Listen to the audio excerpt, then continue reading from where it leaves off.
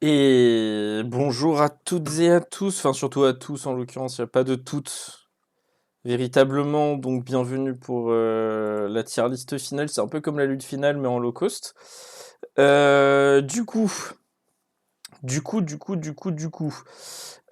tier list, c'est la dernière de la saison 11, ou on est saison 11 ou saison 12, attendez, je sais plus, je suis perdu. Yesui Paldou. Yesui Paldou. On est quoi? Parce qu'attendez, on est saison 11, donc effectivement, c'est la dernière de la saison 11. En l'occurrence, une fois que celle-ci est terminée, ça clôturera de manière définitive la dernière... du coup, la dernière tier list, avec démarrage d'une nouvelle GPO. D'ailleurs, je rappelle qu'une nouvelle GPO a été lancée par Ayam Skyboo. Et merci pour le resub, Marie. Merci pour le resub. Donc la dernière tier list a été donc la dernière GPO a été lancée par Ayam Skyboo. Je sais que la plupart d'entre vous se sont inscrits. Je sais que la plupart d'entre vous se sont inscrits. Donc n'hésitez pas en tout cas à quand même vous réinscrire, parce que ce serait bien qu'il y ait du monde. Sky s'est fait chier à faire tout un tas de pays, autant lui permettre de tout remplir. Voilà. Voilà. Je rappelle que vendredi, pour les intéressés, il y aura un stream lecture comme j'avais fait sur le modèle du dernier, alors qui n'est plus disponible sur. Il n'y a pas de pays à nous, je crois pas. Il faut demander à Sky. Moi, j'ai pas la liste des pays, hein. J'ai pas la liste des pays. Sky m'avait fait un stream vite fait où il m'avait tout montré il y a. Ouais, maintenant il y a 4-5 semaines, je pense. Attendez. Je vais vous dire ça. Parce que j'ai la date exacte parce qu'elle est notée quelque part. Oh putain, c'était plus qu'il y a 4-5 semaines, c'était il y a un mois, c'était le 28 mars. C'était le 28 mars, on avait fait. Et entre temps, la map a beaucoup évolué. Il m'avait envoyé un screen de la map le 6 avril. Mais il avait mis, je crois, il a mis aussi quelques messages dans les channels administratifs et compagnie. J'ai pas, honnêtement, Eh ben non, mais je suis con, il a tous les pays en fait. Non, j'ai rien dit. Je pourrais voir tous les pays. Je suis con, il y a tous les pays dans le projet Carbotworking. Il y a tous les pays dans le projet Carbotworking, sachant que moi, encore une fois, un pays m'a été attribué d'office. Un pays m'a été attribué d'office sans que j'ai trop mon mot à dire. Voilà. Donc voilà, encore une fois, n'hésitez pas à aller vous inscrire. Ça va être, à mon sens, ça va être plutôt rigolo. À mon sens, ça va être plutôt rigolo, voilà. Je rappelle qu'également, tous les lundis, il y a la GPO Victoria 3 qui est en cours. N'hésitez pas à venir voir et peut-être même à essayer de contacter des joueurs pour voir si vous pouvez jouer des pays, des dominions ou autres. Savoir si ça peut être intéressant. Enfin voilà, n'hésitez en tout cas pas à faire ce chemin. N'hésitez pas en tout cas à faire ce chemin.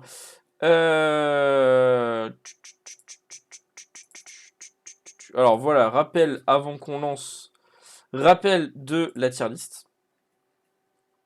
Donc, je rappelle les tiers parce que ça fait un petit moment que j'ai pas été en stream ni vu ni connu. Maestro del Gaming, c'est le tiers des pays qui sont. Alors, c'est un tiers un peu spécial parce qu'en soi, c'est pas le meilleur pays. C'est le pays qui est potentiellement. C'est le pays qui, en gros, est le plus drôle. Le pays qui est le plus drôle ou qui m'a fait le plus rêver. Par exemple, j'ai beaucoup mis la clown car de Flemmard. J'ai par exemple beaucoup mis la clown car de Flemmard, mais en même temps, bon, bah, je pense que n'importe qui a joué contre Flemmard bah, comprendra que ce pays a quand même été une clown car du début jusqu'à la fin. Quasiment un debuff, moi je trouve, pour ses alliés. Plus un debuff qu'autre chose. Il y a donc aussi également le tiers Super Macron. Le tiers Super Macron, c'est quoi? C'est le tiers en gros des top puissances. C'est ceux qui en gros sont les meilleurs dans leur domaine. Par exemple, meilleur éco, meilleure armée, meilleure flotte et compagnie. Et également dans Super Macron rentreront les pays qui sont pas forcément les meilleurs dans le sens où il y a une ou deux puissances devant eux, mais qui ont sensiblement une capacité d'intervention similaire à celle des autres pays du tiers. Musclé, huileux, mais pas malin, c'est plutôt le tiers des puissances régionales, c'est-à-dire qui ont une grosse influence dans la région, mais dès qu'ils dans leur région de base ou dans les régions dans lesquelles ils sont. Par contre, dès que tu les sors de ces régions-là, leur utilité est pas, voilà, est pas incroyable.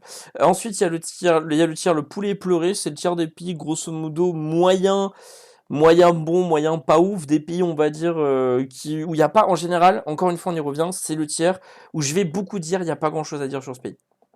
C'est le tiers où je vais dire, il n'y a pas forcément beaucoup de choses à dire sur ce pays. C'est le tiers de pays de joueurs qui, bah voilà, niveau diplôme, sont pas des foudres de guerre, qui ne prennent pas beaucoup de risques et qui du coup, bah, ont un pays où quand tu prends pas de risques et que t'as pas beaucoup d'opportunités, bah, tu te retrouves facilement dans ce tiers. Le tiers danse marionnette, c'est pour le tiers des puppets. C'est pour le tiers des puppets. Et enfin, le tiers, les deux derniers tiers, donc pas cramé mais bien cuit. Alors pas cramé mais bien cuit, c'est quoi comme tiers? C'est le tiers des pays qui sont dans un mauvais état, mais qui avaient, alors pour le coup pendant la GPO ça a été, mais qui ont encore une chance de revenir, Là on va dire que c'est plutôt des pays qui sont dans un mauvais état, mais pas qui, si on avait fait une saison de plus, pas qui seraient morts selon moi. Finito Pipo, c'est le tiers de Mamad, celui dans lequel je crois que j'ai le plus mis Mamad, en réalité. Et plus sérieusement, c'est plutôt le tiers des pays que j'aurais pas vu survivre, que je pense pas qu'ils auraient survécu à la session d'après. Enfin, le Pango slash Mamad slash Tirustier, c'est le tiers des pays qui sont bien entendu décédés durant la GPO. Voilà. Il y a des questions sur les tiers, vu que ça fait un petit moment qu'on n'a pas vu, histoire qu'on repose ça et qu'ensuite on puisse commencer par l'Asie, parce que l'Asie a été le vainqueur écrasant. C'est un vote quasiment stalinien, je ne vous félicite pas. Je ne vous félicite pas, c'était un vote quasiment stalinien pour, du coup, pour savoir par où on commence. Et s'il n'y a pas de questions, ben, on va enchaîner. Je vais hop, vous changer l'écran pour vous remettre hop, sur Game Capture. Hop là. Et on va commencer, ben forcément, qui dit asiatique dit on commence par le Nusantara. Alors si je peux sélectionner le Nusantara. Non, je ne peux pas sélectionner le Nusantara.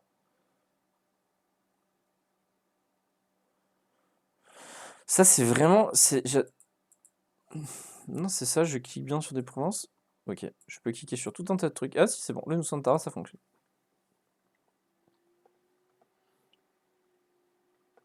Je devais cliquer sur des terres sauvages, j'ai oublié que la moitié de ce pays c'était des terres sauvages, donc voilà. Nusantara, donc, qui a été joué par le Sieur Wazax. Un bon pays, mais pas autant au top que ce qu'a pu nous proposer Wazax dans les derniers games. Je trouve que c'est un de ses plus faibles pays relativement de ce qu'on a vu. Est-ce que ça joue parce que c'est un pays naval qui n'avait pas forcément de build commerce tout au long de la partie? Il y a de ça. Il y a de ça, parce qu'au final, le nœud de Malacca 96, bah, c'est bien, mais c'est pas ouf, hein. C'est bien, mais c'est pas ouf. Donc voilà, premier point. Deuxième point, bah, ouais, une très grosse flotte, hein, je dis pas. Je pense il devait pas, il a pas dû beaucoup se faire contest, il a pas dû se faire beaucoup contest de la game. Peut-être dommage néanmoins parce que bon, il y a l'hégémonie navale, forcément, ça aide, mais bon. Voilà. Grosse puissance, en réalité première puissance mondiale en termes de dev s'il adoptait l'instit. Il n'y a pas photo quand même, ça va dans le tiers super Macron. Wazax qui, je le rappelle, avait démarré avec l'Indrapura. L'Indrapura, donc c'était un mineur, je crois, ici dans cette région-là. Alors, il a beaucoup flex sur le fait qu'il a démarré avec l'Indrapura et qu'ensuite il a terminé top 1 mondial. Je suis d'accord qu'effectivement, bon voilà, il a terminé top 1 mondial, ça aurait, mon sens, pas dû arriver. Il y aurait eu d'autres pays, notamment l'Empire Moghol, qui aurait dû normalement avoir cette place-là, si à mon sens il avait peut-être un peu mieux joué sa diplo à partir de la session 3-4. Mais après, il faut pas oublier qu'il a se démarré dans une région où il était absolument tout seul. C'est-à-dire que son voisin le plus proche, c'était l'Orisha. L'Orisha, c'était pas... l'Orisha, c'était pas non plus le voisin le plus agressif, surtout que l'Orisha était en danger en Inde, donc voilà, il n'y avait pas, il y avait pas non plus. Voilà. Après, bon, ça reste un très gros pays. Merci à Sissi pour le resub qui découvre tous les mois que c'est gentil, hein, je pense, facile, ça fait 3 mois. Parce qu'il y a pas. Pareil, merci Wazak également. N'oubliez pas de virer votre truc en fait, hein. J'y reviens, mais je vous le dis à chaque fois. Après, si vous voulez faire un train de la hype, si vous voulez faire un train de la hype, moi je suis chaud, hein. Si je vais faire un train de la hype, moi je suis chaud, hein. Mais non, sinon après, bon, beaucoup plus sérieusement, voilà, Waza nous a pas fait la pire game du siècle, hein. On va pas non plus dire n'importe quoi. Mais bon, peut-être qu'effectivement il s'est fait in par les goods aléatoires. Je maintiens quand même que même avec en goods aléatoires, ce commerce c'est pas normal parce qu'au final, d'accord, goods aléatoires, ça l'a un peu int. Si on regarde un peu plus en profondeur, bon, il a quand même des clous, il a quand même des clous de girofle ici, qu'il a eu du coup via les events de colonie, hein. Je sais qu'il les a pas eu, qu'ils avaient pas au start. Il a un peu d'étoffe quand même, il a des trucs quoi, des étoffes, du fer, c'est pas non plus le pire truc. J'ai conscience que c'est pas le meilleur, hein. J'ai conscience véritablement que c'est pas le meilleur, que ses meilleurs goods sont dans les endroits où il a colonisé et pas forcément dans les endroits où il y avait un pays, mais bon, voilà. Euh, voilà. On est bon, je pense, pour Waza. De toute façon, il n'y a pas grand-chose à dire. C'était un pays éminemment naval qui avait besoin d'un coop en terrestre pour pouvoir faire la police un peu dans le monde et même peut-être à terme pour protéger la péninsule de Malacca si la game avait un peu plus continué. Après, bon, au-delà, voilà quoi. C'était pas non plus un banger. Et bonjour à toi, Isfox. N'hésite pas à te sub Isfox pour que le train de la hype continue sa montée. Hop, on va passer du coup au Bahamani. Ben écoutez, ce que je vous propose, c'est qu'on va faire cette espèce de gros bloc qui, du coup, n'aura pas bougé de toute la game.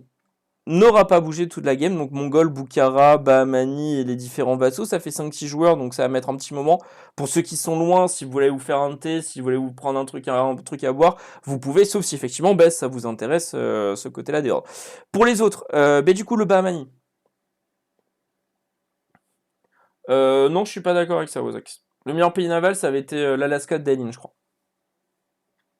Non, la Russie n'a pas été faite, Fox. Le seul pays qui a été fait, c'est le Nusantara. Le seul pays qui a été fait, c'est le Nusantara.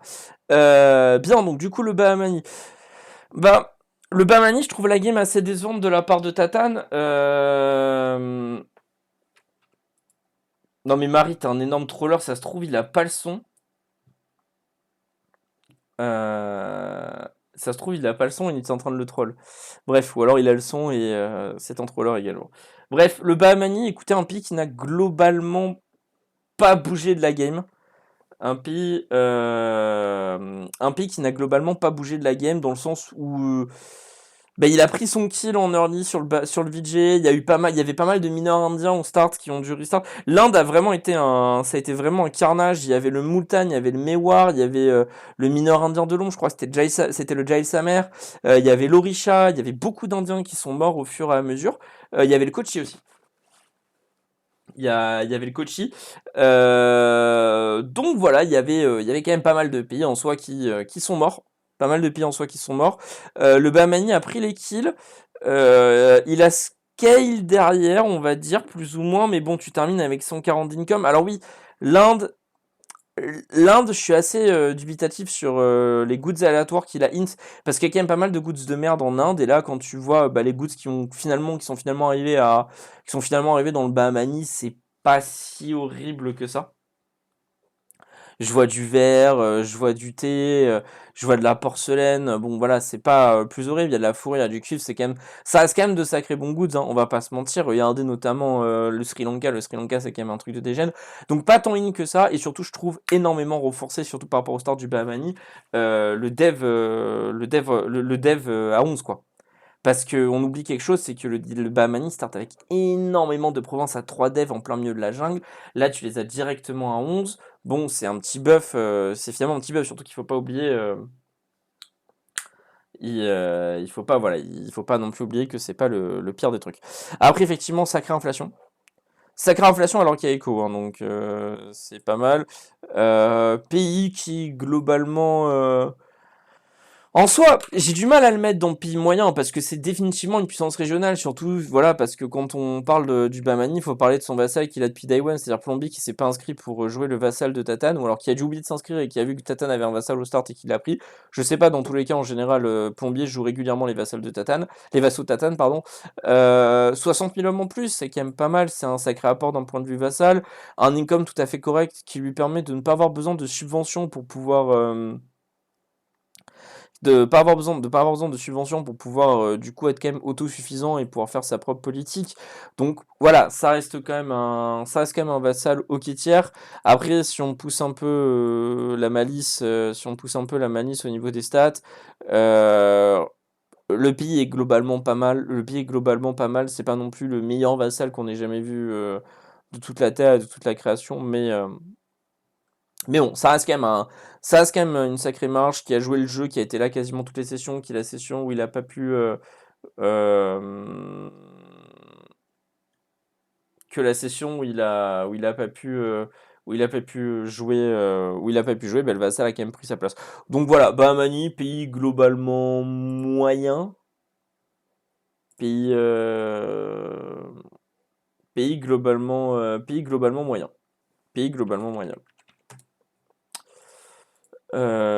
Moyen, la question, je vais le mettre en puissance régionale et en fonction des autres pays devant, je l'augmenterai ou pas. Pareil, j'en profite pour classer le Telangana parce que on l'a fait au passage. On va faire du coup le Mogol pour Bandar, puis après le Bukhara mongol. Alors, euh, Mogol, indubitablement, il pourra pas aller ailleurs, je pense, que dans Super Macron, mais je pense que objectivement, c'est un des pays les plus décevants qu'on ait vu de la game. Pourquoi décevant? On a eu un start tout en fanfare avec des kills dans tous les sens.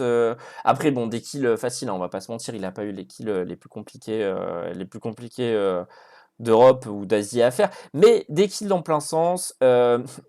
Il y a eu quand même le snipe sur Sissi le premier snipe sur Sissi, parce qu'en fait il y a eu deux snipes sur Sissi. Il y a eu le premier snipe sur Sissi, donc quand Sissi jouait l'Oyorat, où il a aidé ce Luxbeck qui plus tard formera le Bukhara. Il y a eu des moves assez agressifs les deux trois premières sessions. Derrière, bah faut pas oublier quand même que dans ces mêmes sessions-là, bah, il a quand même pris une gifle par exemple par le Yémen. Bon, avec tout le respect que j'ai pour Daelin, son niveau de jeu et compagnie, qui est loin d'être mauvais, hein, mais tu prends une gifle par le Yémen quand t'es le Mogol, ça pose des questions, on va dire. Bonjour à toi, monsieur Poudre, pour ce commentaire de toute finesse. Putain, je pensais que c'était sur i3, j'aurais aimé critiquer et juger les joueurs sur un jeu où je connais rien. Effectivement, c'est l'essentiel des tier lists. Voilà. Après, pour moi, ça reste quand même un pays qui contrairement à pas mal de mecs, ben, je pense notamment à l'Ottoman ici autre, au moins il a pas de choc. Au moins il a pas de choc, ou à la grande ordre de Flemma, au moins il a pas de choc, il a assumé son statut de grande puissance jusqu'à la fin. Il n'a pas forcément été la plus grande puissance, ça n'a pas été forcément le meilleur pays. Je pense que par contre, je peux m'accorder au moins sur un truc en dehors de toute dureté vis-à-vis de sa personne, c'est qu'à mon sens, on tient là le pays probablement le plus régulier de toute la game. On tient probablement le pied le plus régulier de toute la game. Donc ça va quand même dans Super Macron. Ça va quand même dans Super Macron. Pour le port Bandar, alors le port Bandar, ça a été un vassal naval. Les joueurs ont pas mal switch au début. Il y avait, comment il s'appelait? Il y avait Vilbur qui a fait une session, puis après qui a fait Omega Flemme de revenir. Napo a mis Yugami qui devait remplacer le Ditmarch de Monsieur Poudre. Sauf que bon, on lui a dit, bah viens, tu peux jouer ce pays, tu peux jouer ce pays-là. Donc voilà, globalement le port Bandar, donc vassal naval. Pas une grosse utilité dans la game parce qu'arrivé trop tard, parce que pas eu le temps de build up le pays, parce que changement de joueur et parce que sous-investissement du Mongol avant les dernières sessions, quoi. Sous-investissement du Mongol avant les dernières sessions, donc le mix de tout ça, ça fait quoi? Le mix de tout ça, ça fait un pays pas ouf, quoi, pas ouf, une peupette pas géniale, mais qui a une flotte. Donc voilà, c'est bien, il avait une flotte. Il avait une flotte. Alors, on va faire Bukhara Mongol. Alors, Bukhara Mongol qui était quand même globalement une coop. Alors, le Bukhara, sensiblement les mêmes commentaires que par rapport au Mogol. Un early assez assez gros quand même, faut dire, aller tuer l'Oirat, c'était pas évident. Merci pour le resub, mon petit Sky. Merci pour le resub, mon petit Sky. Du coup, ouais, non, le Bukhara, bon, pas un... En fait, pareil que le Mogol, un pire régulier, le problème c'est que c'est une ou deux classes en dessous du Mogol, c'est-à-dire qu'on fait le bilan à la fin avec le Bukhara, donc un pays qui globalement se voulait un peu militaire, un peu éco et surtout pas grand-chose. Pas de gros pays formés, moi j'étais persuadé qu'il allait finir par former le Grand Yuan, parce que pour former le Grand Yuan, bah, c'est pas excessivement compliqué je crois, qu'il vous suffit...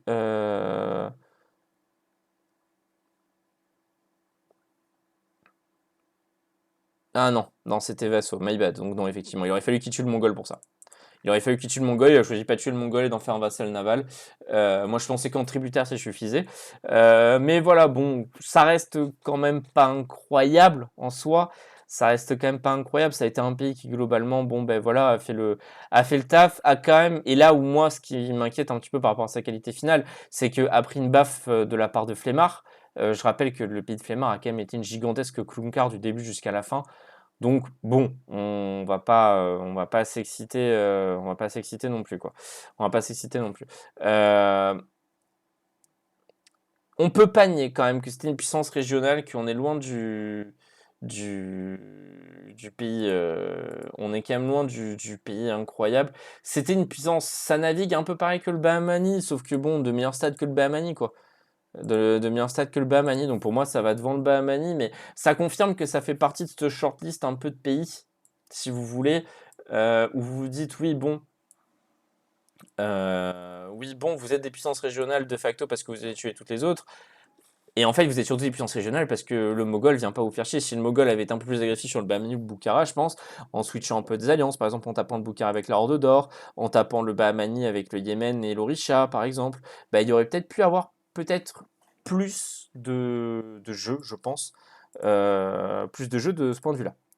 Plus de jeux de ce point de vue-là. Après, encore une fois, ils ne l'ont pas fait. La question de pourquoi ils l'ont pas fait, bah, ça peut être un débat. Ça peut être un débat intéressant. Moi, je pense. Alors, il y a deux théories par rapport à ça. Et bonjour à toi, moi, premier. Il y a, il y a deux théories par rapport à ça. Il y a la première théorie, bah, c'est que le Bukhara, le Mogol, le Bahmani et le Mongol étaient tous potes d'ailleurs, entre guillemets, et que du coup ils voulaient pas se frapper. Si je dis pas de conneries, ça a été démenti, ça m'a été démenti, alors c'est pas une connerie, ça c'est sûr et certain, ça m'a été démenti par Tatane qui m'a dit qu'ils avaient jamais joué ensemble avant.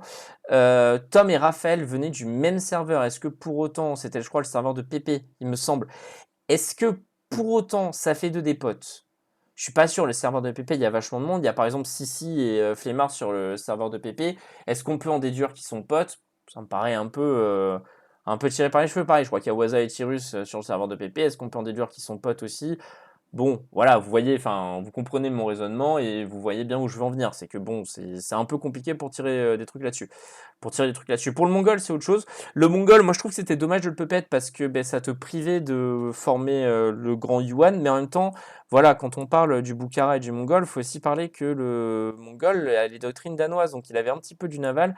Ça pouvait être un peu intéressant. Le problème étant que le Mongol aurait dû être tué à partir du moment où Nusantara était formé, parce que tout idée danoise que pouvait avoir le Mongol, ça ne matchait pas les idées, ça ne matchait pas les idées du Nusantara d'un point de vue naval. Pareil, un Mongol qui en plus a quand même fail ces quelques invasions du Japon qu'il a tenté. Il me semble qu'ensuite il s'en est fait virer par Waza. Voilà, enfin vous voyez où je veux en venir. Très rapidement, ça déborde, ça déborde, ça déborde, ça déborde, et au final, un pays qui aurait peut-être justement eu le mérite de tuer. C'est là où on voit que pour moi, cette région-là, c'était un peu endormi sur ses lauriers de ce point de vue-là. C'est que bah là où justement un pays qui n'avait pas suivi le mouvement, qui n'avait pas été efficace, a pu se faire tuer, typiquement l'Oirat de Sissi session 1. À l'inverse, bah, le Mongol est resté parce que bah, on était sur une fin de game et qu'on ne bouge plus en fin de game dans ce genre de game, ce qui à mon sens rend les fins de game excessivement frustrantes d'un point de vue administrateur. Et on va voir ce que ça donnera niveau joueur si j'arrive en fin de game, parce que je rappelle que je participe à la prochaine GPO du mercredi. Ce n'est pas moi qui organise, c'est Sky. Mongol, pays moyen. Mongol, pour conclure, pays moyen. Donc le poulet est pleuré. On va faire la Russie. On va faire la Russie, du coup. On va faire la Russie. La Russie de Xfox aurait pu être la plus grande clown car que le serveur n'ait jamais vue s'il n'y avait pas eu la Horde d'or de Flemmard. C'est mon avis sur la Russie d'Xfox. C'est mon avis sur la Russie. C'est mon avis sur la Russie d'Xfox. C'est que ça aurait pu être une des plus grosses clown cars qu'on ait jamais vu. Le truc, c'est que il y avait Flemmard et il y a Tarin qui a int derrière.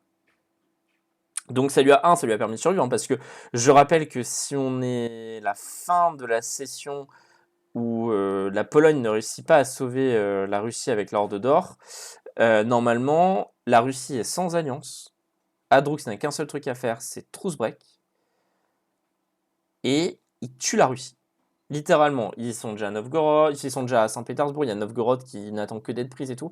Sincèrement, normalement, c'est un kill qui part sur la Russie matin, midi et soir. C'est un kill sur la Russie qui part matin, midi et soir. Après, t'as un int et du coup, le Livonien a tout intérêt à aider la Russie, ne serait-ce qu'en n'intervenant pas, c'est-à-dire pas d'aide directe, mais d'aide indirecte, pour affaiblir la Pologne, son principal rival, et ça permet quand même à Xfox de survivre. Ça permet à Xfox de survivre. En plus, Xfox qui a quand même pas eu une game, rigolote si on regarde tout, c'est-à-dire que premier aspect, ils startent avec Novgorod, ils startent avec une grande horde, ils s'entendent Novgorod, grande horde et tout. Il y a une bohème qui start et qui peut Pologne-Lituanie, ce qui encule le développement d'Xfox. Xfox laisse l'ordre des Livonie se développer, c'est-à-dire, je crois même l'aide à un moment, il me semble, contre la Suède, si je dis pas de conneries. Contre la Suède, joue dans les coups diplo, on va dire, de la Livonie, tout ça pour se faire cuck quand même au final par la Livonie, ce qui est quand même d'une certaine saveur, c'est-à-dire ne jamais trop faire confiance. Il y a des joueurs, on y revient, vous pouvez pas leur faire confiance. Vous pouvez pas leur permettre de devenir aussi fort que vous. C'est-à-dire vous pouvez leur faire confiance tant qu'ils sont plus faibles que vous. Et à partir du moment où Hadroux était devenu plus fort que Xfox, la confiance à mon sens était rompue. Voilà. Bref. Pas grand chose à dire nonobstant. Pas grand chose à dire nonobstant. Le russe était. On y reviendra toujours. Là, c'est très clairement, je suis obligé de passer Bahamani. En fait, le russe est statistiquement devant le Bukhara et le Bahamani, il n'y a pas débat. Le problème, c'est que là où le Bahamani et le Bukhara sont entourés par des pays qui globalement sont soit peaceful, soit vraiment, vraiment, vraiment plus faibles qu'eux, la Russie est entourée par la Pologne et la Livonie, accueillent probablement les deux gros monstres d'Europe. Bon, et par l'Horde d'or, le Klunkar de l'AIM. Mais en même temps, c'est compliqué de pas le mettre ailleurs. C'est-à-dire que moi, je vais le justifier de le mettre quand même en pile moyen, alors que pendant ce temps, le Bahamani et le Bukhara sont quand même dans les puissances régionales, parce que la Russie n'est pas une puissance régionale. La Russie n'est pas une puissance régionale. Elle était condamnée à subir dans toutes les prochaines phases, elle était condamnée à subir le diktat d'autres puissances peut-être un peu plus fortes. Et mais voilà, bon, c'est pas non plus un, c'est pas, voilà, c'était pas non plus un énorme,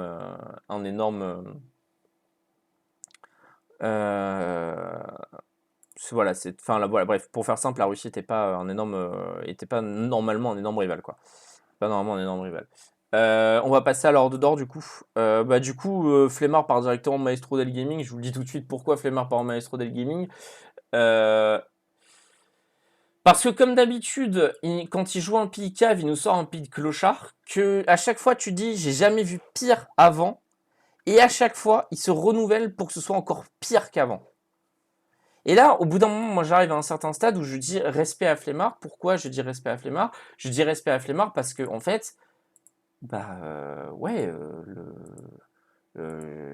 pensais pas qu'on pouvait faire, ça avec un pied comme ça, quoi. Je pensais pas qu'on pouvait faire un pied aussi dégueulasse. Flemmard m'a montré non seulement qu'il pouvait, mais qu'il l'a fait. Et ça, Il faut savoir féliciter il faut savoir féliciter et encourager les jeunes talents. Il faut savoir féliciter et encourager les jeunes talents. Oui, très clairement, c'est du CK2 la map. Entre l'Empire byzantin, la Horde d'Or, t'enlèves le fait qu'il y ait 2-3 pays qui auraient pas dû, qui n'existaient pas à l'époque de l'Empire byzantin, type la Russie sous cette forme, la Pologne. Bon, alors la Pologne existait, mais plutôt le Hanovre ou l'Espagne, et voilà, c'est. Pour moi, c'est plutôt, là, sincèrement, la gueule de la map U4 me fait penser à une game CK3 qui a mal tourné. Avec un Bulgare qui a hérité de la Géorgie, avec un Bulgare qui a hérité de la Géorgie et qui s'est expatrié en Géorgie, quoi. Mais ouais, non. Non, pour Flemmard, en fait, c'est que moi, je veux bien analyser toutes ces stats autant que vous voulez, mais enfin bon, 5 de morale, son voisin russe qui est déjà un peu clownex est à 7, le polonais est à 6,44, ce qui est une énorme surprise, je le voyais plus haut.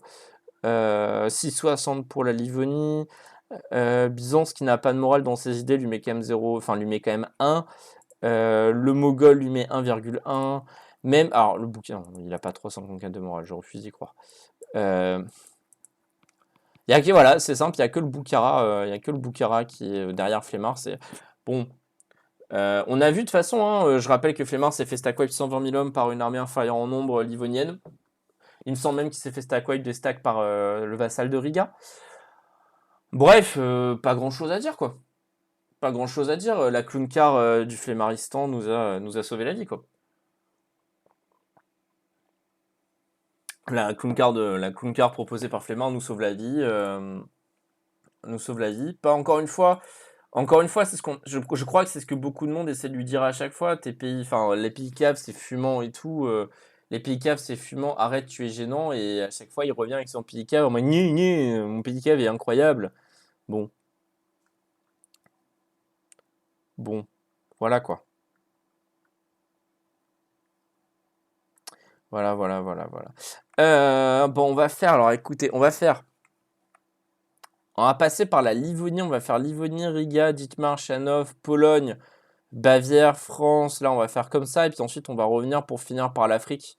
On va essayer de faire un tour, vous voyez, là, comme ça, où on va essayer de revenir pour finir par l'Afrique. Et ensuite, faire l'Amérique en dernier. J'espère que j'oublierai personne. Si j'oublie quelqu'un, n'hésitez pas, encore une fois, à vous manifester. La manifestation, c'est génial. La Livonie. Très clairement, pour moi, le meilleur pays de la game. Très clairement, pour moi, le meilleur pays de la game. Déjà, une écho qui restait solide tout au long dès le moment où il a commencé à... Dès le moment où il a commencé à grossir un peu, bah voilà, hein, ça a été très rapidement un mastodonte. A réussi à négocier, je ne sais pas comment, avec Xfox, grosso modo, la Norvège et la Suède. Ça, moi, je dis respect. Je sais pas comment il a réussi à négocier ça avec Xfox. Moi, je pense qu'Xfox a fait d'énormes erreurs diplomatiques, notamment sur ce sujet-là. Il a fait d'énormes erreurs diplomatiques, notamment sur ce sujet-là. Après, bon, Xbox a fait des erreurs et Adrux a bien joué. C'est-à-dire que de temps en temps, il y a des joueurs qui font des erreurs et on sait pas en profiter. Et bon, bah, là, au moins, on sait que le joueur, ben voilà, il a fait le taf, il a su en profiter, quand il fallait. Pour moi, encore une fois, je l'ai dit, hein, c'est top 1 puissance de la game. Pas vraiment de rivaux parce que la Russie l'a explosé, la Pologne était dans un état, était à genoux après toutes ces guerres. Donc bon, voilà, il y aurait pas eu vraiment de rival proche. Peut-être Venise, si Venise avait peut-être su s'expandre peut-être un peu plus vite, n'avait pas été bloqué par le Byzantin dans les Balkans et bloqué par les Byzantins dans les Balkans du fait d'une alliance aussi, quoi. Donc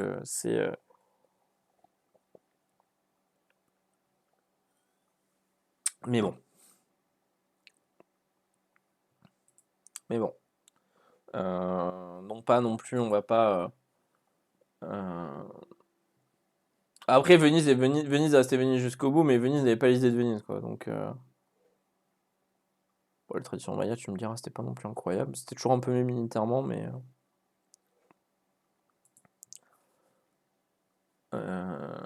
voilà. Bon. Pour conclure pour moi, je vais conclure là-dessus. C'est la Livonie top 1 pays de la game, mais pas. Hadroux a bien joué, je vais pas dire que c'est pas grâce à Hadroux, parce que Hadroux a bien joué. En plus, on peut parler de Riga aussi également. Riga a énormément fait le taf. Je veux dire, très clairement, pour moi, pareil, Riga, c'est top 1, c'est le gros vassal de la game. C'est-à-dire que le mec a 78 d'income, sans subside, sans rien, et sans commerce en plus. Parce que tout est en Livonie. Euh, Donc voilà, ça a été une excellente coop. Mais j'ai déjà fait la pub en début de stream, Sky, et je la referai avec plaisir. Mais voilà, encore une fois, prochain game qui démarre mercredi prochain. On s'inscrit. Il faut oublier pas que vous inscrire. Plus on est de fous, plus on jouit. Voilà pour sinon, bah, effectivement, après pour changer, pour reparler de Riga, vite fait. Le pays, pays qui globalement, lui a énormément aidé son souverain. Je pense que contrairement à pas mal de vassaux, il a apporté un vrai plus à son souverain. Donc, ce qui fait vraiment de lui, à mon sens, la meilleure pépette. Pour moi, on a le top 1 pépette, le top 1 joueur. Après, j'y reviens. Autant Silzo a fait un taf que je vois rarement notamment sur des pépettes avec une implication que je vois pas forcément énormément sur des pépettes. Autant la Livonie, la Trux, elle est bien, hein, mais elle est pas incroyable. J'ai vu des pays bien meilleurs que ça en 1620. Mais force est de constater que de là où il part, c'est quand même pas mal. Parce qu'il part quand même, faut le rappeler, il part de l'ordre de Livonie quand même. Faut rappeler, il part de l'ordre de Livonie. Le pays est globalement. Le pays est globalement fine, hein. Excusez-moi pour le bâillement. Non, Livonie sans Riga, ça reste très fort. Livonie sans Riga, ça reste très fort. C'était pas Riga qui faisait le carry de toutes les batailles de la Livonie. La Livonie se tenait, ouais, se tenait elle toute seule, sincèrement. Sincèrement, la Livonie se tenait elle toute seule et tout. Faut pas abuser non plus là-dessus, Kissing. Je trouve que t'es un peu médisant sur le Livonien. Eh bien, on va faire Hanovre Dithmarsch. Alors, Hanovre, ben, c'est Grigo, donc ça a été joué par Argosite qui a fait un start Brême. Un start Brême où il est resté longtemps Brême. Il est resté longtemps Brême. Euh,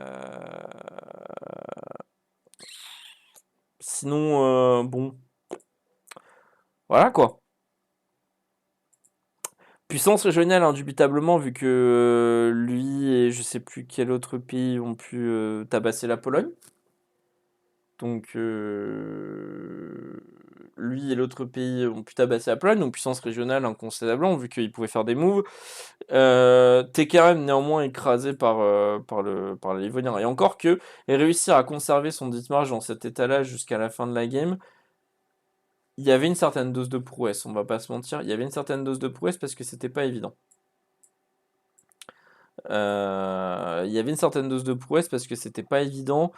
Après, encore une fois, t'es coincé entre deux des plus gros mastodontes que la game ait porté, c'est-à-dire la Pologne et la Livonie. Et t'as Diplo pour aller envahir la Bourgogne, t'as pas non plus tout le temps eu l'espace pour le faire. Bourgogne qui a formé la France après que Mamad ait formé le Québec depuis la France. Mamad qui a d'ailleurs tenu un accord, je suis relativement choqué. Fait au passage. Bon, non, après, c'est un pays qui est fort. C'est un, c'est un pays qui est fort, voilà, encore une fois. Comme pas mal de pays, statistiquement parlant, le pays est hyper cohérent. En plus, les idées à Hanovre, Nivy est connu. Moi, c'est pas mon set d'idées préféré de la région. Moi, je suis un fervent partisan de la Westphalie. Euh,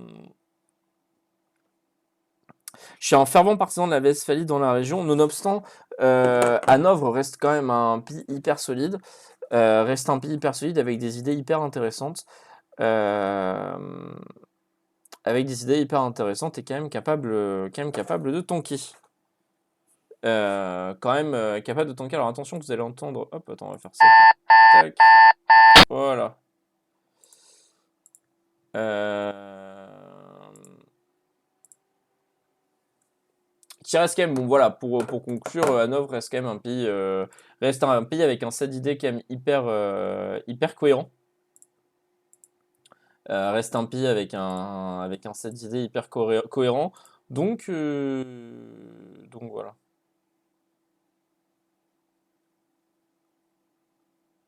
Oui, voilà, vous l'avez fait contre seed defeat sur la Pologne, c'était très bien. Après, bon, faut pas oublier que c'était une Pologne qui était un peu sur deux fronts en permanence à faire des allers-retours et tout. Donc voilà, c'était pas non plus la Pologne à plein régime. Nonobstant, vous lui avez quand même bien cassé la gueule et voilà, faut pas enlever ça.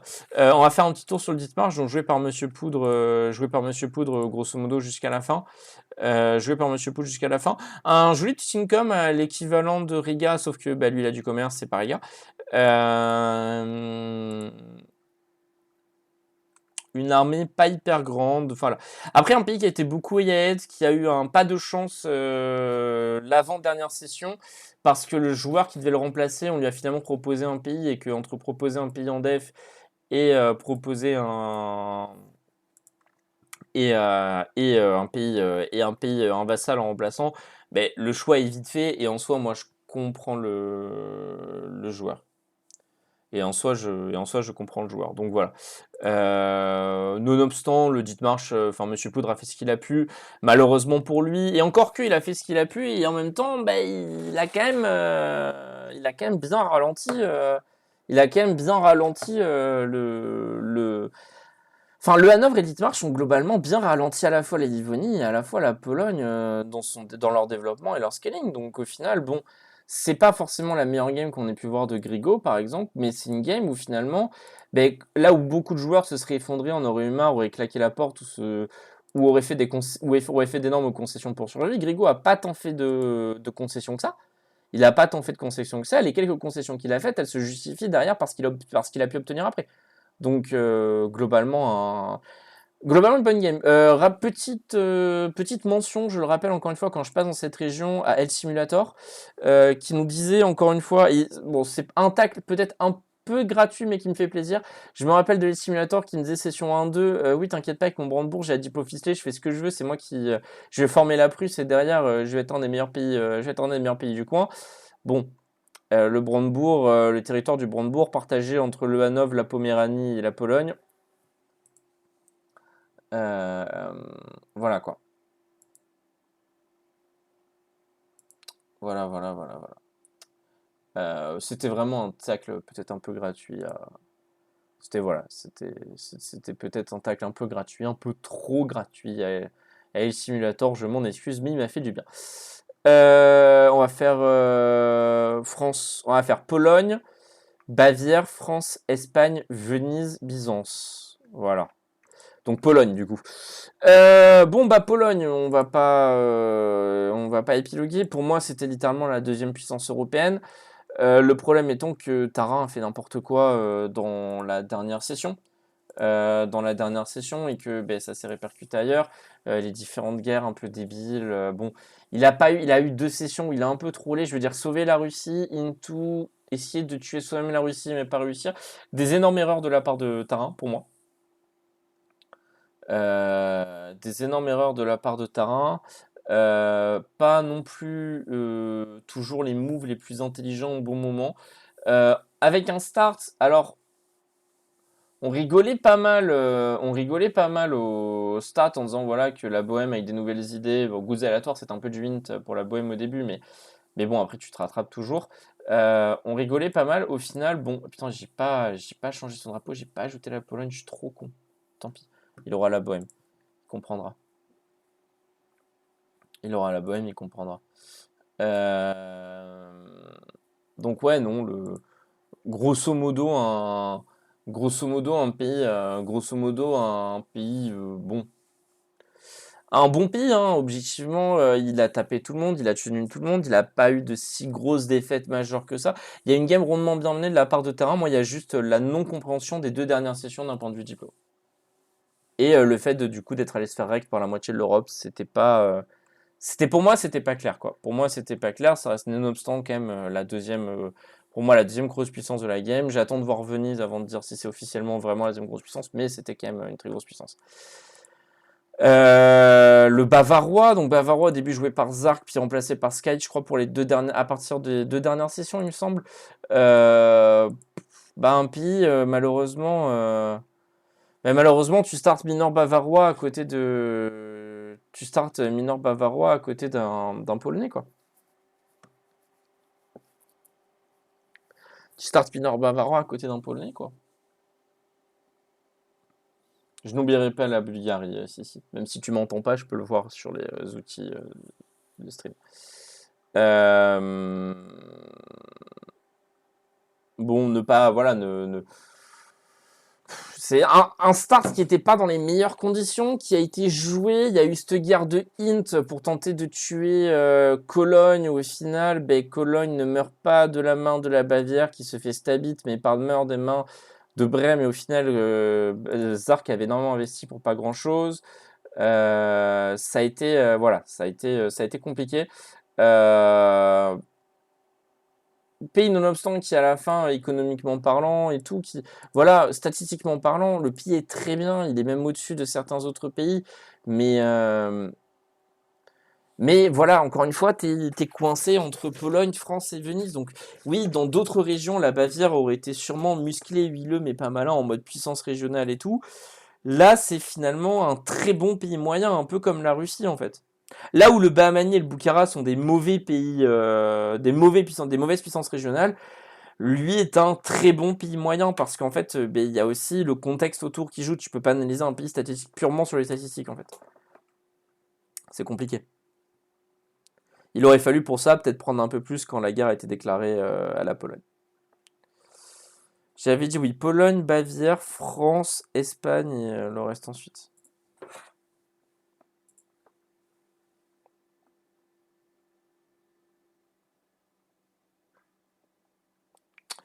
Bon, je suis... Pour la France, alors c'est la Bourgogne, du coup c'est Ombre qui est arrivé, session 2 sur la Bourgogne, qui a formé la France après avoir expulsé Mamad pour que Mamad forme le Québec. Comme pour beaucoup de pays, même si lui un peu plus que les autres, statistiquement, de très bonnes stats. Déjà, il faut le dire, de très bonnes stats pour la Bourgogne, surtout partant d'où elle part, avec le dev aléatoire et tout, bah, notamment dans les Pays-Bas, ça hint pas mal. Ça tinte pas mal, ni vu ni connu. Donc ça, voilà, premier point, il faut le dire. Premier point, il faut le dire.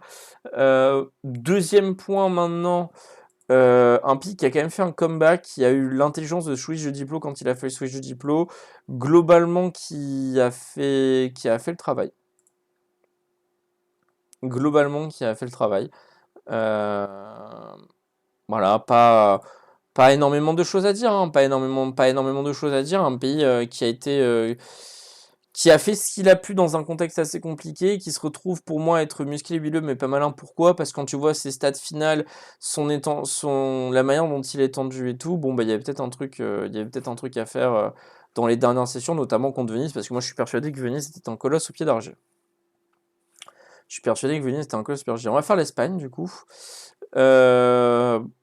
Bon, l'Espagne, écoutez, une très très très très lente déchéance, une déchéance chronique d'une déchéance annoncée à partir du moment où Kurt sacrifie toutes ses ressources dans une invasion de la Colombie qui rate. À côté, les autres ont pas été, les autres n'ont pas été, comment dire, l'ont pas attendu quoi. Les autres l'ont pas attendu, ils ont fait à côté. L'Espagne ensuite n'a fait que perdre du terrain en soi. Elle a pas fait que perdre du terrain. Je suis médisant parce que il a profité de la mort du Tunis pour aller un peu en Afrique. Mais là, on le voit sur la dernière save, il se fait virer de Tunis par l'Empire byzantin. Il s'est viré de l'Afrique par l'Empire byzantin et le Venezuela. Donc ouais, non, un, voilà, une fin de game compliquée pour l'Espagne, mais l'Espagne qui dégringole pour moi au vu de sa situation dans un pays qui n'aurait peut-être pas survécu à une session de plus. Ça va être peut-être un peu dur avec l'Espagnol, mais pour moi, il n'aurait pas survécu à une session de plus. Pourquoi il n'aurait pas survécu à une session de plus? Parce que et le Vénitien et le Byzantin ont tout intérêt à le finir. Et même la France, si on veut aller un peu plus loin, type Venise prend la côte méditerranéenne et la France prend la côte atlantique, il y a tout le monde qui a intérêt à sauter sur l'Espagne et pas grand monde qui a intérêt à le sauver. Et pas grand monde qui a intérêt à le sauver. Donc avec la disparition, avec en gros à la base, parce qu'à la base l'Espagne avait une diplo avec Azu pour reformer Al-Andalus et ensuite bénéficier d'une protection de la part du Venezuela, donc qui serait devenu Al-Andalus, il y aurait peut-être pu avoir un truc. Là, ce truc-là n'a pas eu lieu.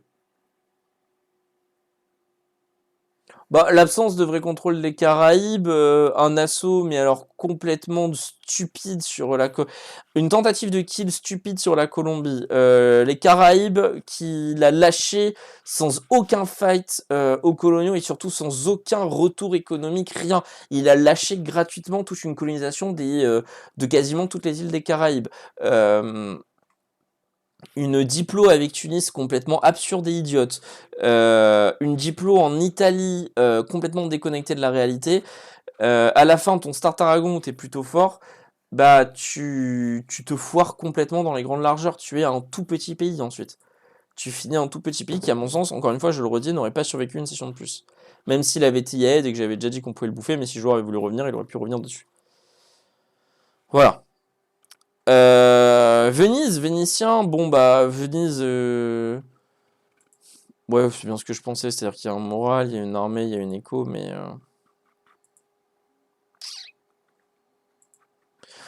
pour moi pays sensiblement équivalent à la Pologne, j'aurais juste ce côté peut-être un peu plus dur avec lui dans le sens où pour un pays avec sa taille, son écho, sa force, non les Américains n'ont pas été faits Kaiser.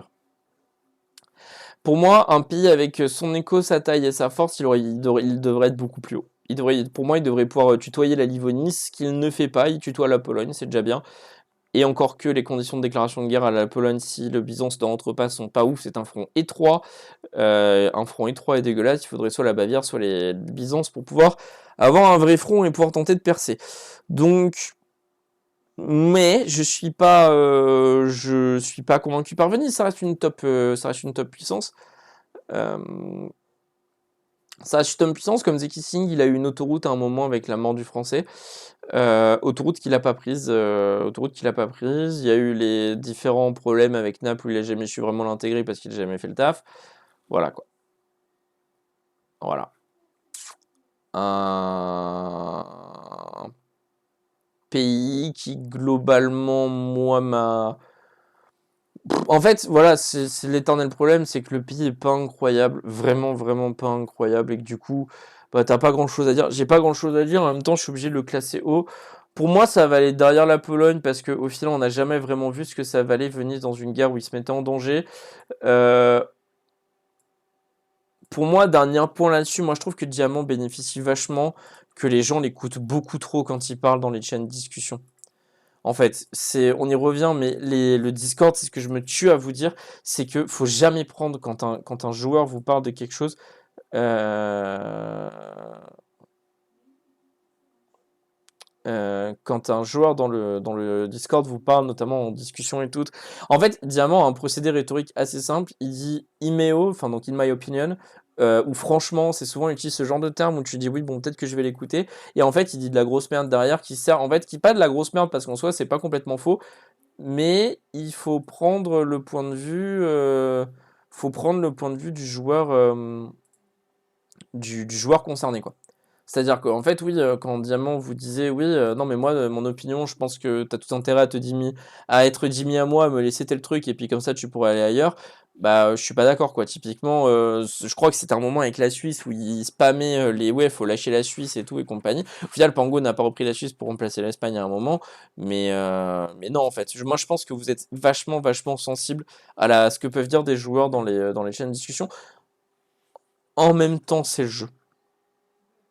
En même temps, c'est le jeu, vous vous êtes fait avoir et tout le monde peut se faire avoir, mais voilà, un pays qui a quand même joué majoritairement sur la propagande avant de finir par l'Afrique et l'Amérique, du coup, et le Yémen pour le Byzance et le Yémen pour l'Europe et l'Asie. Euh, je vais vite fait vous remettre où est-ce qu'on en est de la tier list pour que ceux qui sont peut-être arrivés en cours de route puissent voir. Donc, la tier list, on a fait globalement toute l'Asie sauf le Yémen. Et toute l'Europe sauf le byzantin. Donc toujours en maestro del gaming, Flemmard et Saklunkar. Flemmard et Saklunkar, donc qu'il faudra toujours remercier. Et puis après, bon, les grandes puissances, je me suis déjà exprimé là-dessus. Si vous avez des questions, n'hésitez pas à les poser. Let's go, on va passer au byzantin du coup. Alors moi j'ai un petit affect pour Byzance, hein, tout le monde le sait sur le serveur que moi j'aime plutôt bien les byzantins. En plus, un byzantin qui, bah, ni vu ni connu, est allé assez loin, c'est un joli Byzance. C'est un start hongrie, hein, certes, je le sais, qui est allé loin. qui est quand même allé rétablir l'Empire très loin. Parce que on n'a pas beaucoup vu l'Empire à Carthage, hein, on va pas se mentir. On n'avait pas beaucoup vu l'Empire à Carthage. Mais écoutez, un empire qui est allé loin, typical game vodka, un pays globalement fait, au moment où il aurait un pays globalement bien fait, à un moment où il aurait pu avoir le lead et garder le lead, bah il s'est désintéressé de la game parce qu'elle était moins marrante, parce qu'on y revient, ce qui est le plus intéressant pour beaucoup de joueurs, ce sont les 2-3 premières sessions, pas ce qui va suivre derrière. Donc voilà, malheureusement c'est le risque, mais bon, écoutez. Écoutez, ça a été un pick qui a été globalement bien mené. Moi, je pense que quand on refait un petit tour sur ses stats, mais une armée qui peut monter à 300 000 hommes, c'est beaucoup. Il n'y en a pas beaucoup qui peuvent monter autant. Et puis qui peuvent monter autant avec 115 de discipline et 611 de morale, je suis pas sûr qu'il y en ait énormément. Moi, ça oscille entre très forte puissance régionale et en même temps, t'es entouré par Venise et la Pologne. Donc oui, t'es une puissance régionale, mais pas plus. En fait, pour moi, t'es un peu une puissance régionale à la Hanovre ou à la France, dans le sens où t'es une puissance régionale très forte et que dans certaines autres situations, t'aurais même peut-être été entre guillemets puissance mondiale parce que t'aurais fait illusion par rapport au reste. Le problème, c'est que tous tes voisins sont forts. Tous tes voisins sont forts, c'est-à-dire que à l'est, il a le Mogol. Enfin, il a la Bulgarie aussi, mais il a le Mogol. Faut que je fasse la Bulgarie, sinon je vais encore oublier. Je me mets dessus d'ailleurs. À l'ouest, il a Venise. Au nord, il a la Pologne. Bon, au nord-est, il a la Kuncar. En soi, qu'il aurait pu envahir ça. Je pense que pour moi, c'était ses débouchés final avec la Bulgarie, mais la Bulgarie avait décidé de protéger la Horde d'Or et la Russie. Donc bref. Non, écoutez, un Byzance, un Byzantin, donc qui va dans le musclé, huileux, mais pas malin. Il peut clairement pas aller en dessous. Peut-être il aurait mérité au-dessus si la game avait un peu duré et que certains pays se seraient essoufflés dans le long terme. La Bulgarie, puis donc troisième pit ici, parce qu'il faut rappeler que Sissi est d'abord mort sur l'Oirat, mort ensuite sur l'Ottoman. Pas mort sur la Bulgarie, alors que pour le coup... Enfin, en fait, en réalité, il a libéré la Bulgarie via l'Ottoman, donc voilà, vous captez. Mais bon, c'est un truc, c'est un truc. Moi, j'ai pas compris son gameplay. Voilà, encore une fois, je préfère être honnête avec vous. J'ai pas compris son gameplay, j'ai pas compris ce qu'il allait faire. Pareil, ici, qui est quand même pas mal, il se branlait sur des stats, alors qu'au final, ces stats sont pas ouf. C'est-à-dire que sensiblement les mêmes stats que le Byzantin, mais 150 000 au moment en plus, quoi. C'est un peu dommage. C'est un peu dommage.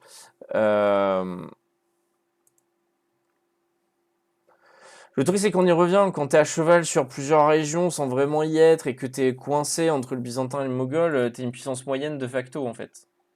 Tu n'es pas autre chose.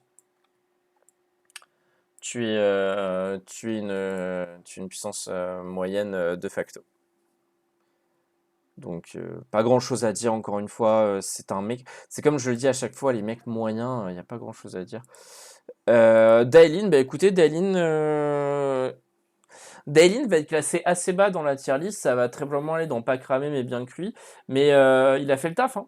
Le Yémen a fait le taf dans les dernières sessions. Enfin, sauf dans les dernières sessions, il a fini par se faire swarm, mais globalement, il a fait le taf. Il a tanké le Mongol longtemps, alors que le Mongol était entouré d'alliés, que c'était sa seule cible. Il a même réussi à prendre des provinces aux Mongols. Ils ont fait le taf avec la Somalie, qui ensuite a formé le Mamelouk pour être globalement tranquille en Afrique aussi. Bon, le travail a été fait. Globalement, le travail a été fait. C'est dur de dire autre chose. C'est vraiment dur de dire autre chose. Mais en même temps, qu'est-ce qui a été fait de plus que le travail? Pas grand-chose. Pas grand-chose. Et moi, je pense que c'est ça le problème majeur avec ce pays.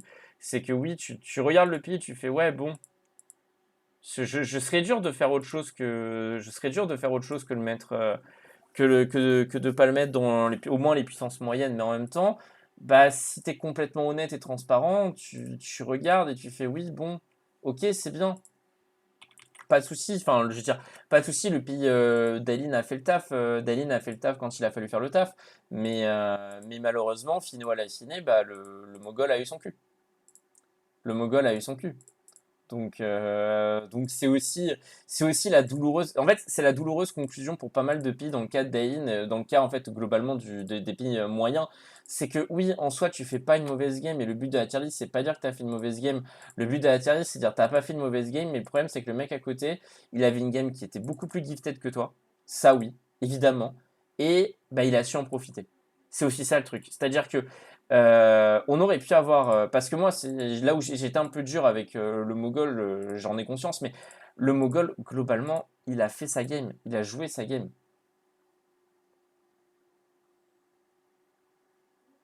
Il a joué sa game, et le problème, c'est que le Yemen a joué sa game, sauf que comme ils ont tous les deux joué la game, bah, le start Timoride du Mogol, bah, ça pèse plus que le start Racide du Yémen, quoi. C'est triste, hein, mais c'est triste, mais malheureusement, c'est le cas, quoi. Malheureusement, c'est le cas. On va faire le Mamelouk. Il nous reste donc Mamelouk Congo. Mamelouk Congo, et ensuite on va partir en Amérique via l'Alaska et on va descendre tout le long pour faire les derniers pays. Mamelouk déjà dans un premier temps. Alors la Somalie de Zap. Zap a longtemps été, à mon sens, la principale puissance africaine du fait de son alliance avec le Yémen. Mais avec la mort, avec en gros le départ de Big Songhai et ne pas avoir réussi à trouver de remplaçant, ce qui, moi, à mon sens, pose un problème parce que il est parti avec un pic qui était assez fat, qui était assez important. Il a même pas cherché à avoir un remplaçant, rien. Bon, voilà, je trouve pas ça ouf d'un point de vue comportement. Je trouve pas ça ouf d'un point de vue comportement. Après, encore une fois, chacun fait ce qu'il veut, c'est pas le débat. Euh, Chacun fait ce qu'il veut, c'est pas le débat. Le... J'ai puissance moyenne, parce que au final, la puissance africaine, c'est manifestement le Congo d'Alliance.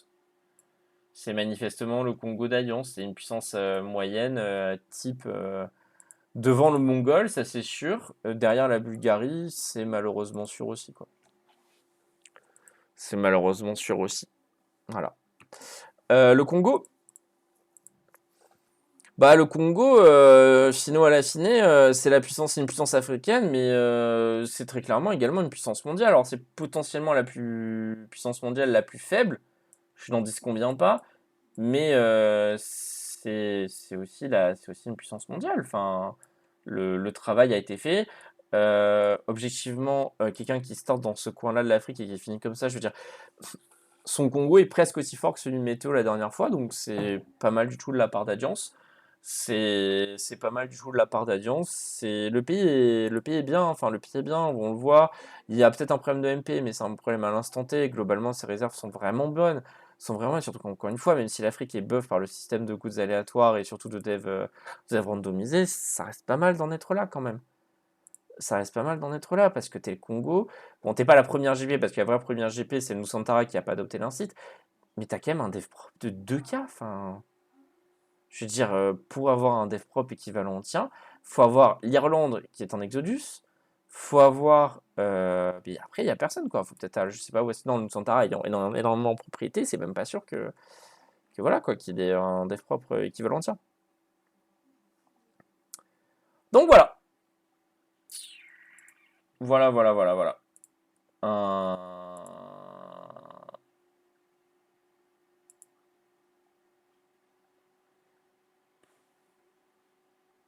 Je sais pas trop, je sais pas trop quoi vous dire. Euh, je sais pas trop quoi vous dire. Congo, top puissance, et puis voilà, on va passer à la suite. On va passer à la suite. On va faire l'Alaska. On va faire l'Alaska. L'Alaska, écoutez, qui finit avec un sacré income, une sacrée flotte. Très probablement la deuxième flotte mondiale, se dit au passage. Très probablement la deuxième flotte mondiale.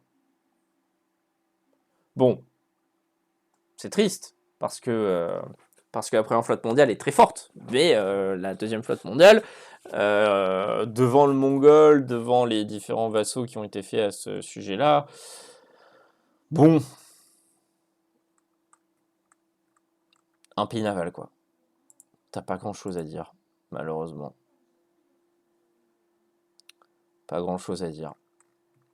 Présent en Afrique, en Amérique, même au sud de l'Amérique du Sud, donc écoutez, écoutez,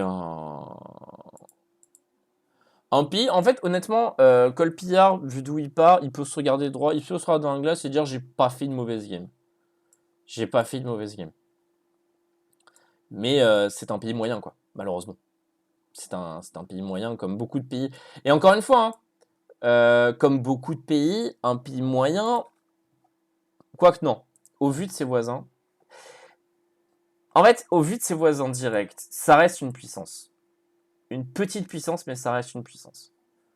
Euh, On va parler du Yanhua de Marie, du coup. Donc, le Yanhua de Marie, qui à la base jouait l'Ainu, qui s'est fait grand remplacer par les Japonais suite au départ des différents joueurs autour de lui.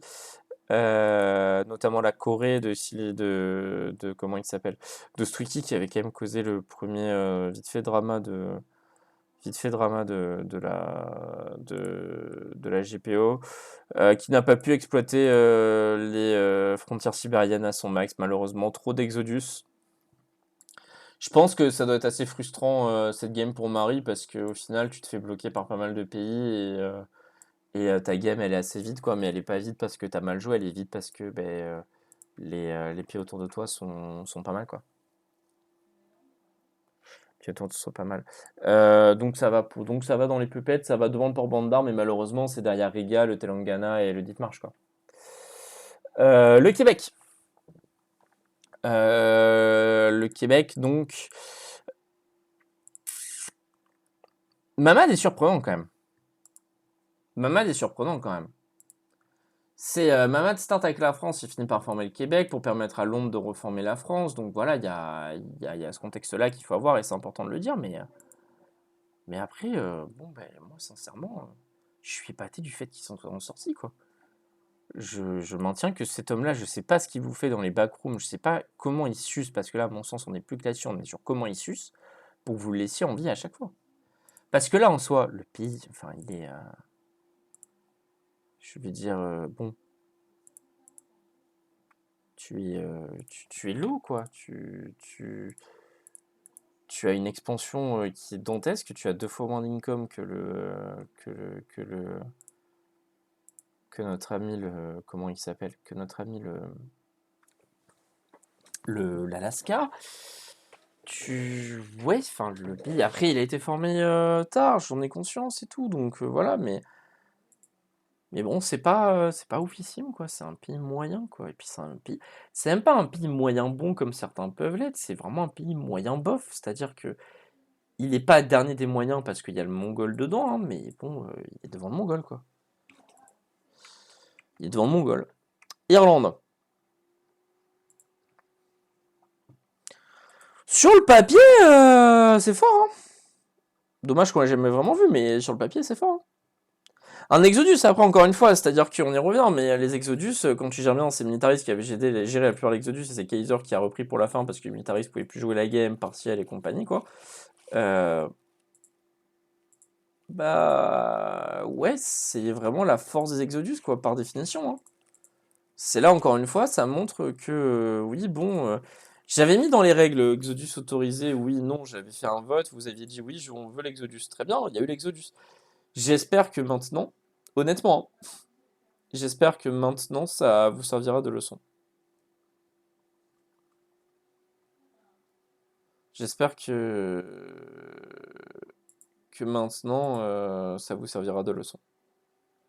Parce que moi, pour moi, les Exodus, c'est pas une bonne chose. On le voit avec une Irlande qui, globalement, n'a pas interféré sur la game, globalement. Et sort, ça fait un 330 net, quoi. 330 net, tu permets à n'importe quel pays européen qui te fait un peu rigoler de financer sa guerre et de le tenir ad vitam aeternam. Donc non, écoutez, Irlande bien joué, hein. En soi, Irlande bien joué, ça a profité des différentes faiblesses et compagnie. Moi, j'y reviens, hein. Je veux pas critiquer l'Irlandais, hein. Il a su profiter des faiblesses. Il s'impose en tant que puissance majeure parce que sur le papier, il est devant pas mal de monde. Encore une fois, je sais pas ce qu'il vaut réellement et concrètement dans une guerre. Parce que loin de ses bases et tout, et puis comme ils se font pas la guerre dans les colonies, il est tranquille. Mais quand tu vois les stats du Texas à côté, le Texas à côté, c'est navrant. C'est moitié moins. L'income net 330 de l'Irlande, c'est quasiment le double de son income brut à lui. Tu veux qu'il lutte comment dans ces conditions? Comment tu veux qu'il lutte? Il se fait déboîter. Le MP, c'est pareil, 139 k max, 319 k max. Bref, voilà quoi, le Texas, donc le Texas qui en plus a récupéré toute. Ah non, il les a perdus les Caraïbes. Bref.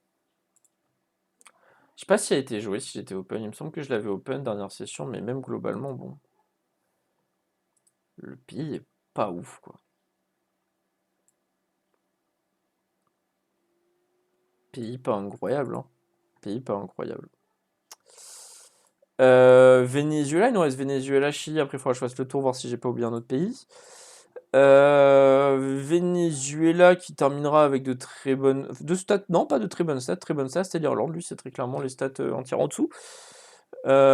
Puissance régionale, objectivement. Puissance qui a quand même pu pas mal se projeter à l'international aussi également. Encore une fois, un Exodus, c'est-à-dire que les Exodus sont excessivement bien placés dans des classements où ils devraient pas être aussi bien placés, je trouve. Où ils devraient pas être aussi bien placés. Donc un Exodus qui a réussi son Exodus. Moi, je mets quand même un bon point en Venezuela parce qu'il a quand même failli se faire snipe par Kurt. C'est pas que. Alors lui, pour le coup, il a pas pu Exodus tranquille. C'est pas faute qu'on ait voulu le snipe. On a voulu le snipe et ça n'a pas fonctionné. Voilà, c'est plutôt ça la conclusion sur lui.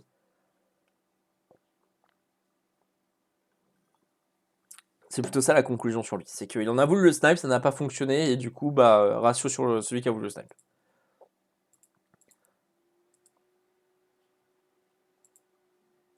Donc,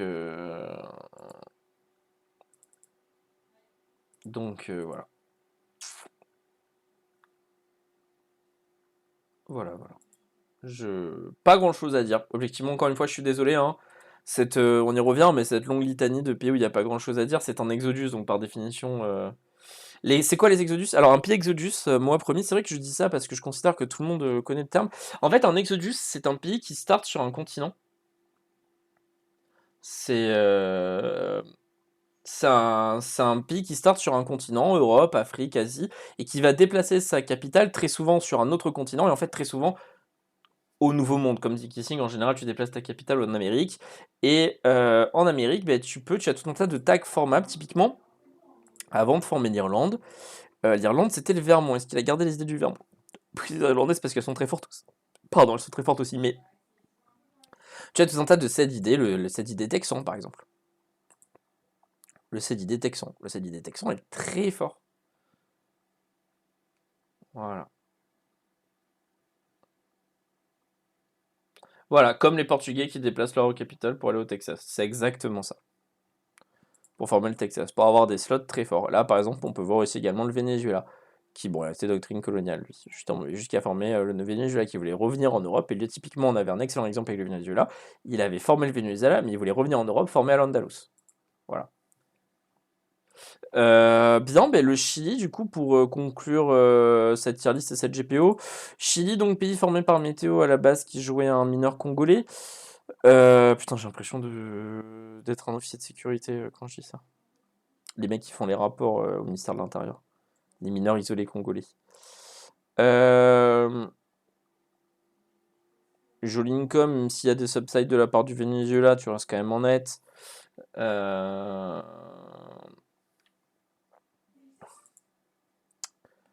Je suis. Alors, si vous entendez du bruit derrière, c'est normal, c'est ma meuf qui est en train de stream. D'ailleurs, je vais vous raid chez elle ensuite. Mais elle est en train de stream, je sais pas à quoi elle joue, mais manifestement, ça la. Ça attire en net. Je pense, attendez, je vais vérifier vite fait. Il me semble qu'elle joue à Isaac. Oui, c'est ça. Non, Hades, elle joue à Hades. Hades. Et elle joue à un jeu qui la frustre, je l'entends de loin. Bah écoutez, non, Chili. On va conclure sur le Chili et ça va conclure ce que je disais sur les Exodus. Alors, Chili, pour moi, c'est le meilleur des pays moyens parce que tu es à côté du Venezuela et que du coup, tu peux pas être considéré comme une puissance régionale parce que c'est lui la puissance régionale du coin. Mais bon, dans l'idée, t'aurais pu quoi, t'aurais pu y être sans trop de problème. Sans trop de problèmes. Voilà, mais bon, Pays moyen, quoi. Pays moyen. Allez, du coup, on va terminer. Est-ce que j'ai oublié un pays? La Somalie s'est formée dans la game. Le Vermont. Alors, attends, est-ce que j'ai pas confondu le drapeau du Vermont? Non, c'est bon. J'ai pas confondu le drapeau du Vermont et l'Alaska. Savoie, c'était plus un pays. Novgorod, c'était plus un pays. Il me semble que j'ai tout fait bon. Donc, normalement, la tier list, tous les pays ont été faits. Si j'ai oublié un pays, vous m'envoyez navré parce que ben, je ne pourrai pas vous donner vous ausculter dans les prochaines vu que c'était la dernière tier list. Je préviens à l'avance, je ne sais pas si je ferai de tier list pour la prochaine GPO. Ce sera à voir avec Sky, si Sky a envie d'en faire, si Sky veut les faire tout seul. Moi je sais que j'ai un peu pris le pli de la tier list tout seul parce que c'est quand même hyper reposant. Déjà c'est mon timing, c'est mon truc, donc c'est moi qui choisis quand je vais le faire. Si par exemple comme tout à l'heure je suis en retard parce que ben, j'ai fait pas mal de trucs cet après mais que je me suis rendu compte à 16h20 qu'il aurait fallu que je lance le stream sans être prêt et que quand même j'avais besoin de, voilà, de souffler un peu, donc je me suis lancé une game de LoL.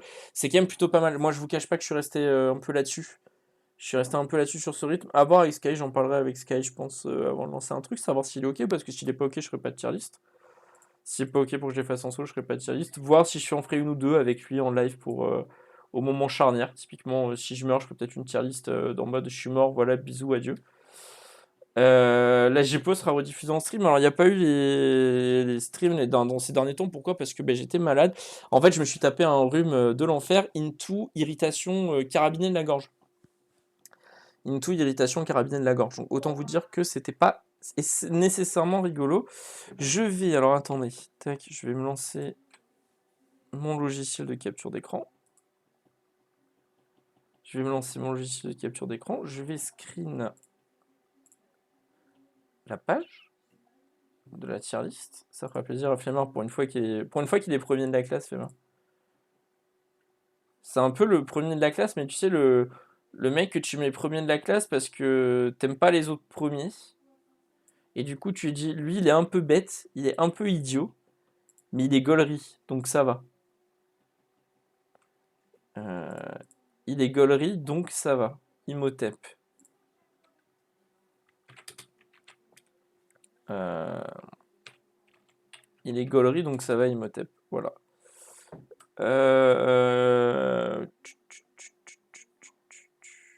C'est bon, là, je pense qu'on est ok. La tier list est postée, je l'oublierai pas.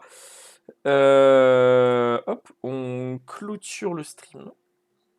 Et je vais vous envoyer en raid chez ma meuf. Du coup, juste avant, vite fait, je refais le planning des prochains jours. Pas de stream demain parce que pas de GPO. La GPO commence la semaine prochaine. D'ailleurs, n'hésitez pas à aller vous inscrire sur le serveur. Voilà, ça c'est mon point 1. Point 2, stream lecture vendredi 14h. C'est la prochaine échéance sûre que je peux vous donner. Peut-être une échéance avant, peut-être mercredi après-midi, peut-être jeudi après-midi, si j'ai envie de faire du LoL, si j'ai envie de faire autre chose. Je vais voir, je sais pas, sincèrement, je ne promets rien. Peut-être un stream découverte du mode God sur CK3, éventuellement, vu que je suis un énorme fan de Game of Thrones. Je suis un énorme fan de Game of Thrones. Peut-être un peu trop fan d'ailleurs, je pense. J'ai une forme de névrose vis-à-vis de ça. Mais voilà, bon bref, je vais pas m'étendre là-dessus. C'était un stream qui voilà conclut les tier list. Je vais juste vite fait avant de vous envoyer en raid, moi je vais donner mon sentiment sur cette GPO. C'est une GPO qui a été pas incroyable. Les pics de départ étaient plus intéressants que d'habitude. Ça, objectivement, les pics de départ étaient plus intéressants que l'autre, que la précédente GPO. Nonobstant cela, on s'est quand même bien marré. On va pas se mentir, on va pas cracher dans la soupe. On s'est quand même vraiment bien marré. Il y a eu des moments où moi, je me souviendrai toujours de ces moments où Flemmard se faisait Stackway. Pour moi, c'est vraiment le moment clé de la GPO où il nous cassait les couilles. Il faut voir comment il est sur Discord avec sa cave. Regardez ma combativité de la cave. Moi, bon, ben, on a vu la combativité de la cave, ce que ça donnait en situation réelle, quoi. Nonobstant, voilà, une GPO fort sympathique. Fort sympathique. Ça n'a pas été la meilleure que j'ai jamais faite. Moi, je pense que la dernière qu'on avait faite sur le serve était beaucoup plus intéressant d'un certain point de vue. Mais bon. Ce n'est que mon avis, point 1. Et point 2, ça n'engage que moi. Certains avaient eu leur pic qu'ils voulaient, ça n'a pas bien tourné. Le fait d'avoir rationalisé les pics, ça nous a évité typiquement le pic Mali où on a un Grigo qui est plein de bonne volonté mais qui se fait fumer parce que les events autour sont pas ouf. Il y a pas mal de trucs à garder. Je pense que le dev randomisé, les goods aléatoires, c'est pas mal. Je pense que si je dois organiser une prochaine partie dans les prochains jours, dans les prochains mois, alors c'est sûr et certain, la prochaine c'est Sky qui l'organise. Celle d'après, à voir si Diamant veut en organiser une, peut-être un jour, vu qu'il sera plus en partiel, il sera plus en examen, donc peut-être qu'il aura le temps d'en organiser une.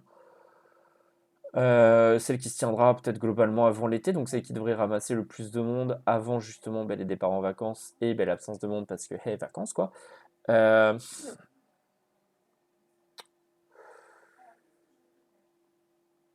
Après, sincèrement, moi si je dois en organiser une et que le patch 1.35 est viable, je pense qu'on partira sur une game à placement mais avec goods et goods aléatoires et dev randomisé comme on a fait. Ça fera une game placement, ça fera une forme d'équilibrage par rapport à certains pays ou de buff d'autres pays. On verra ce que ça donne. Pas d'idée aléatoire nonobstant. Les idées aléatoires, c'est rigolo, mais au final, ça crée exactement le même déséquilibre ça crée exactement le même déséquilibre, voire ça accentue le déséquilibre parce qu'il y a certains pays où tu peux former un pays pour récupérer des idées, typiquement partir pour récupérer les idées de la Pologne, objectivement, ou, ou les idées de la Prusse, parce que je rappelle que la Prusse a été formée. C'est à mon sens, ça contrevient un peu à l'esprit de ce qu'on voulait faire. Donc c'était un peu raté de ce point de vue-là, mais je garde l'idée des goods aléatoires et du dev randomisé. Voilà, pour conclure. Et après cette conclusion, ben, je vais vous envoyer en raid, du coup. Je vous souhaite à toutes et à tous une excellente soirée. Je vous dis à vendredi pour ceux qui viendront pour le stream lecture, du coup sur Artemis Fall, donc l'œuvre des One Colfer, et en fait plus spécifiquement Artemis Fall parce que c'est sa grande œuvre, c'est ce qu'il a lancé. Et on en parlera, je vous parlerai de mon ressenti, de comment j'ai aimé, pas aimé l'œuvre, vous verrez tout ça vendredi à 14h et cette tier list sera rediffusée sur YouTube dans les plus brefs délais. Au même titre d'ailleurs que les stream lectures sont dispo sur YouTube pour ceux que ça intéresse. On en a fait un seul pendant ce temps. C'était sur l'univers de Robin Hobb. Voilà, voilà. Allez, je vous envoie en raid. Du coup, elle joue à Hades. Petit jeu indé. Euh, Tout à fait sympathique, soit dit au passage.